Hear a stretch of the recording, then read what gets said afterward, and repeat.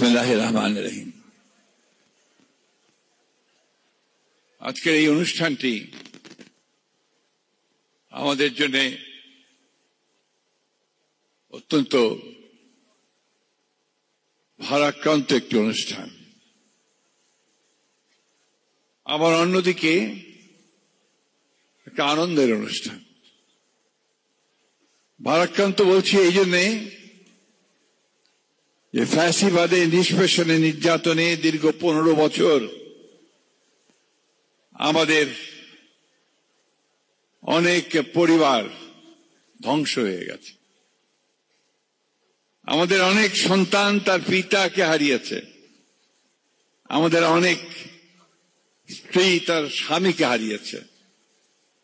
আমাদের অনেক মা তার প্রিয় সন্তানকে হারিয়েছে। আমরা আজকে তাদের কিছু ছেলে মেয়েদেরকে মায়ের ডাক বা অন্যান্য সংগঠনের অন্তরে এখানে দেখতে পেয়েছি। আমরা দেখতে পেয়েছি জুলাই এবং আগস্ট মাসে কিভাবে এই ফ্যাসিস্ট সরকারের বাহিনী আমাদের ছোট শিশু সন্তান থেকে শুরু করে আমাদের ছাত্রদেরকে, আমাদের সন্তানদেরকে গুলি করে হত্যা করেছে পাখির মতো। আমরা দেখেছি কিভাবে আমার কার থেকে টেনে হেঁচড়ে নিয়ে নামিয়ে দিয়ে তার উপর দিয়ে গাড়ি চড়িয়ে দেওয়া হচ্ছে। আমরা দেখেছি আজকে এখানে অনেক আমার ছোট ভাই সন্তান পঙ্গু হয়ে গেছে, অনেকে অন্ধ হয়ে গেছে। এই পরিবারগুলো এখনো অনেক অনেক অসহায়। তাদের যখন কথা শুনি তখন আমরা ভারাক্রান্ত হই। আমি লোভ সম্বরণ করতে পারছি না। আমাকে সবাই এটার জন্য বদনামও করেন যে আমি মাঝে মাঝে কবিতা বলি। আজকে ছোট্ট একটি কবিতাটা অনেক বড়, কিন্তু তার কয়েকটা ছত্র আমার বড় লোভ আমি সম্বরণ করতে পারছি না। আমি জানি সময় কম, তবুও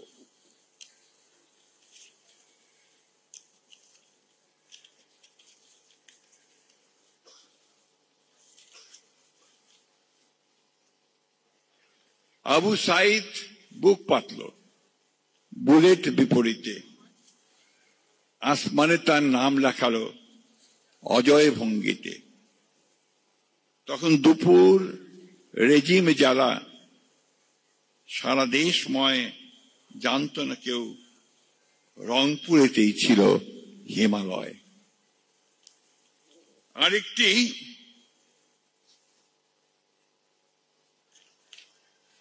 আরেকটি ছোট, এটা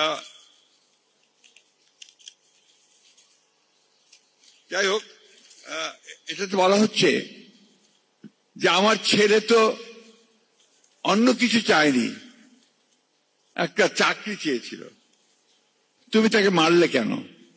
দেশি ভাষায় কথা বলছে। ছোয়াটা তো মোর চাকুরি চাইছিল, তুই গুলি করে মারলি কেন? এই যে ঘটনাগুলো, এটা আমরা সবাই জানি ইতিমধ্যে। এবং এখানে আবৃত হচ্ছিল, আমরা সবাই ভারাক্রান্ত হয়ে গেছিলাম। আর আনন্দ হচ্ছে এই জন্যে যে আমরা 5ই আগস্টে সেই ভয়াবহ দানবের হাত থেকে মুক্তি পেয়েছি। বন্ধুগণ, অনেক ত্যাগ স্বীকার করতে হয়েছে, দেশের অনেক ক্ষতি হয়েছে। এই 15 বছরে বাংলাদেশকে আমি যে ভাষায় সবসময় কথা বলতাম যে একটা ফোকলা রাষ্ট্রে পরিণত করে দেওয়া হয়েছে। এর সমস্ত প্রতিষ্ঠানগুলোকে ধ্বংস করা হয়েছে, অর্থনীতিকে ধ্বংস করা হয়েছে, ভবিষ্যৎকে ধ্বংস করা হয়েছে, নৈতিকতাকে ধ্বংস করা হয়েছে, এবং ভবিষ্যতে একটা ঋণের বোঝা এমন ভাবে চাপিয়ে দেওয়া হয়েছে যা পরবর্তী সরকারগুলোর জন্য সবচেয়ে বড় সমস্যা হয়ে দাঁড়াবে। তারপরেও আমরা যুদ্ধ করেছি, সংগ্রাম করেছি, লড়াই করেছি, জয়ী হয়েছি। আজকে আমাদের যিনি প্রধান অতিথি, সম্ভবত সবচেয়ে বড় ত্যাগটা তারই। দীর্ঘ 6 বছর কারাগারে ছিলেন মিথ্যা মামলায়, এবং এমন একটা ঘরে তাকে দেওয়া হয়েছিল যে ঘরে ইঁদুর দৌড়তো, যেটাতে তার কোনো পরিচয় ছিল না কোনোদিন। কথাটা এই জন্য বলছি যে এগুলো আমরা ভুলে যাই। এবং শেষ দিন পর্যন্ত তিনি যখন অত্যন্ত অসুস্থ হয়ে হাসপাতালে, যেদিন ফ্যাসিবাদ পালিয়ে গেল সেই দিন মুক্ত হয়ে তার 2 দিন পরে বিএনপি যে জনসমাবেশ করেছিল পার্টি অফিসের সামনে, সেখানে তিনি কিন্তু একবারের জন্য তাদের প্রতিশোধ নেওয়ার কথা, প্রতিহিংসার কথা বলেননি। বলেছেন গণতন্ত্রের কথা, আপোষহীন গণতন্ত্রের কথা, মানুষকে ভালোবাসার কথা, প্রেমের কথা। এখানেই পার্থক্যটা। আমাদের 60 লক্ষ মানুষের বিরুদ্ধে মিথ্যা মামলা হয়েছে বিএনপি। আমাদের 1700 বেশি মানুষ গুম হয়ে গেছে ইলিয়াস আলী সহ। আমাদের প্রায় 20,000 মানুষকে বিনা বিচারে হত্যা করা হয়েছে। আর এই জুলাই আগস্টে আমাদের হিসাব মতে প্রায় 700 জন আমাদের ছাত্র দলের ছেলে, যুব দলের ছেলেকে গুলি করে হত্যা করা হয়েছে। আমাদের হাজার হাজার নেতাকর্মীকে কারাগারে আটক করে রাখা হয়েছে, আমাদের সিনিয়র নেতৃবৃন্দ সহ। এই ত্যাগ, এই তিতিক্ষার বিনিময়ে আমরা সবাই মিলে একটা জায়গায় এসে পৌঁছেছি, একটা সুযোগ সৃষ্টি হয়েছে। সেই সুযোগটা কি? একটা নতুন গণতান্ত্রিক বাংলাদেশ তৈরি করবার কথাটা আমি জোর দিয়ে বলতে চাই। একটা গণতান্ত্রিক বাংলাদেশ, আমরা এটাতে বিশ্বাস করি বলেই, পরিবর্তনে বিশ্বাস করে বলেই, এবং আমরা যে আগের যে রাষ্ট্র ব্যবস্থা, সেই রাষ্ট্র ব্যবস্থা দিয়ে দেশ এগিয়ে যাবে না তাহলে বিশ্বাস করে বলেই আমরা সেদিন কিন্তু একাই দল থেকে 27 দফা রাষ্ট্র সংস্কারের কর্মসূচি দিয়েছিলাম 2022 সালে, এবং তারও আগে 2016 সালে দেশনেত্রী বেগম খালেদা জিয়া ভিশন ফর 2016 দিয়েছিলেন পরিবর্তন, ভিশন ফর 30, দুঃখিত, ভিশন ফর 2030 দিয়েছিলেন 2016 সালে। এবং সেখানে কিন্তু আজকের যে সংস্কারের কথাগুলো উঠে আসছে সমস্ত দলগুলোর কাছ থেকে প্রায় সবগুলি সেখানে ছিল। আজকে এখানে আমাদের জাতীয় নেতৃবৃন্দ বসে আছেন, তাদেরকে সঙ্গে নিয়ে আমরা যে 27 দফা দিয়েছিলাম 7 তারিখে 22 সালের, সেটাকে আমরা কিন্তু 31 দফায় নিয়ে এসে আমরা পরবর্তীতে আবার সেটাকে আমরা ঘোষণা করেছি সমস্ত রাজনৈতিক দল যারা আমাদের সঙ্গে একসাথে কাজ করছিলেন। সুতরাং রিফর্ম, সংস্কারের কথা তো আমরা বলেছি আগে। এখন অত্যন্ত সুচতুর ভাবে একটা প্রোপাগান্ডা চালানো হচ্ছে যে বিএনপি সংস্কার মানছে না বলেই দেরি হচ্ছে। এই কথাটা বলা প্রয়োজন, সেজন্য আমি বলছি। একটা মিডিয়াতে একটা ক্যাম্পেইন হচ্ছে, সোশ্যাল মিডিয়াতে ক্যাম্পেইন হচ্ছে যে বিএনপি সংস্কার মানছে না। আমি তাদেরকে দয়া করে অনুরোধ করব যে দয়া করে তারা এই বিষয়গুলো একটু ভালো করে দেখেন যে আমাদের 31 দফায় কি ছিল, এখন কি আছে। এখন আমাদের টিম এই ঐক্যমত সংস্কার কমিটির কাছে গিয়ে তারা কি বলছেন, কি মতামত দিয়েছেন, এটা জানা দরকার, নাহলে ভুল বোঝাবুঝি হবে। আমাদের এখানে মান্না সাহেব সঠিকভাবে বলেছেন যে উনি তো দেখছেন যে অনেকগুলোই প্রায় একমত আছে। আমরা 10 বছর প্রধানমন্ত্রী 10 বছর থাকবেন বলেছি। আমরা বলেছি যে দ্বিকক্ষ বিশিষ্ট পার্লামেন্ট। আমরা বলেছি যে আপনার রাষ্ট্রপতি এবং প্রধানমন্ত্রীর ক্ষমতার মধ্যে ভারসাম্য থাকতে হবে। আমরা বলেছি বিচার ব্যবস্থাকে সম্পূর্ণভাবে একেবারে ইন্ডিপেন্ডেন্ট করতে হবে। আমরা বলেছি যে সংস্কার বিভিন্ন ক্ষেত্রেও নিয়ে আসতে হবে, অর্থনীতির ক্ষেত্রেও সংস্কার নিয়ে আসতে হবে। তো এই বিষয়গুলোকে সেইভাবে ব্যাখ্যা না করে আমরা যদি পজিটিভলি ব্যাখ্যা করি, এবং শুধুমাত্র যেহেতু বিএনপি বড় দল সুতরাং বিএনপিকেই শুধুমাত্র দোষারোপ করে কথাবার্তা বলাটা বোধহয় ঐক্যের জন্য সহায়ক শক্তি হবে না। আমি অনুরোধ করব সকল রাজনৈতিক দলগুলোকে, বিশেষ করে তরুণদেরকে, যে তরুণদেরকে আমরা দীর্ঘ 15 বছর ডাক দিয়েছি সভা সমাবেশের মধ্য দিয়ে। আমরা সমাবেশ করেছি, 7 নদী পার হয়েছি, বিভাগে সমাবেশ করেছি, আমাদের ছেলেরা গুলি খেয়ে মরেছে। সেখান থেকে আমরা একটাই ডাক দিয়েছিলাম, কে আছো জওয়ান, হও আগুয়ান, হাঁকিছে ভবিষ্যৎ।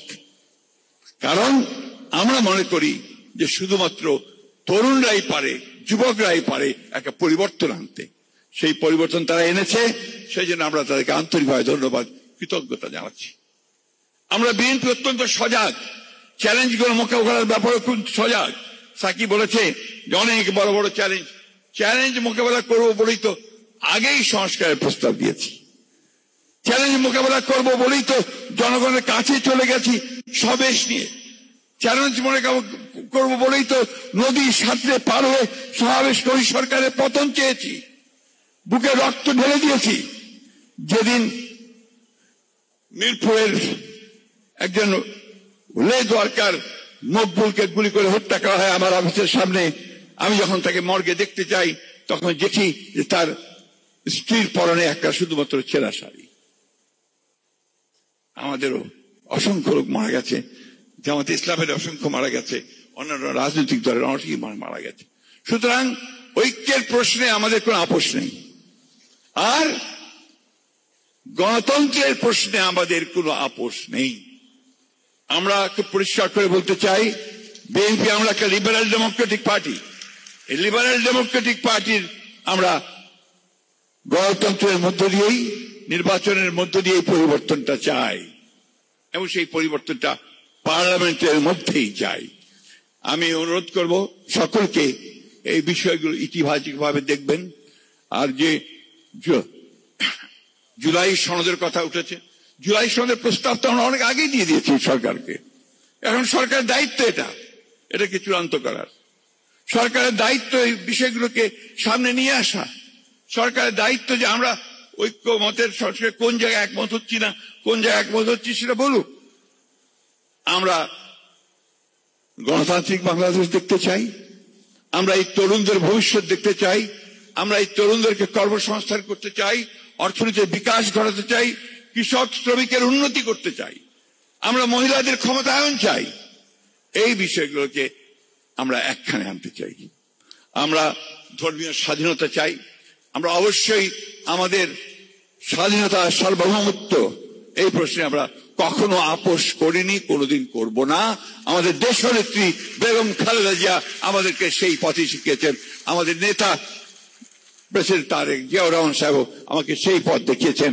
আর এখন আমাদের তরুণ নেতা জনাব তারেক রহমান এই দীর্ঘ ৮-৯ বছর ধরে আমাদেরকে সেই পথে এগিয়ে নিয়ে এসছেন, যেখান থেকে আমরা আরো শক্তিশালী হয়েছি, আরো আমাদের আত্মবিশ্বাস বেড়েছে যে আমরা বাংলাদেশকে সত্যিকার অর্থে একটা গণতান্ত্রিক রাষ্ট্রে পরিণত করতে পারবো। আমি আয়োজককে আন্তরিক ধন্যবাদ এবং কৃতজ্ঞতা জানাচ্ছি। সত্যিকার অর্থেই একটা অভূতপূর্ব একটা সম্ভাবনার সুযোগ আজকে সৃষ্টি করেছেন। আসুন আমাদের ওই সমস্ত সন্তান, আমাদের এই সমস্ত ভাই যারা নিহত হয়েছে, তাদের পরিবার, আমাদের সেই সমস্ত পঙ্গু সন্তান ভাইদের, তাদেরকে সামনে নিয়ে, তাদের মায়ের অশ্রুধারকে নিয়ে বীরের রক্তস্রোতকে যেন আমরা কখনো বৃথা হতে না দেই। আসুন সেই লক্ষ্যে আজকে আমরা সবাই শপথ গ্রহণ করি। আসসালামু আলাইকুম।